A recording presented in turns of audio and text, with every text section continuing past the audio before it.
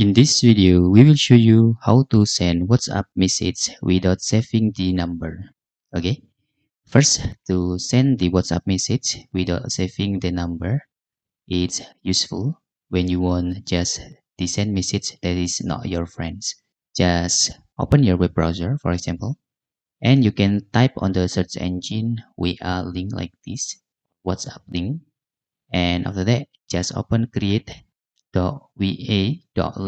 Okay, or just you can open and you will see, scroll down, you can generate the WhatsApp link here.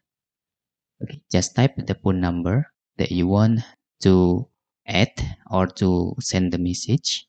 For example, we have this number.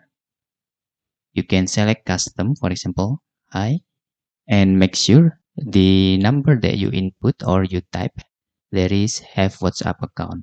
Okay, but we can just click preview. It will directly send the message into the WhatsApp. Okay, and actually our example number doesn't have the WhatsApp account, so we cannot send the message in this case. So make sure the number you type is have a WhatsApp account first. That's you can send the message without saving the number. This is for privacy, is very useful, of course.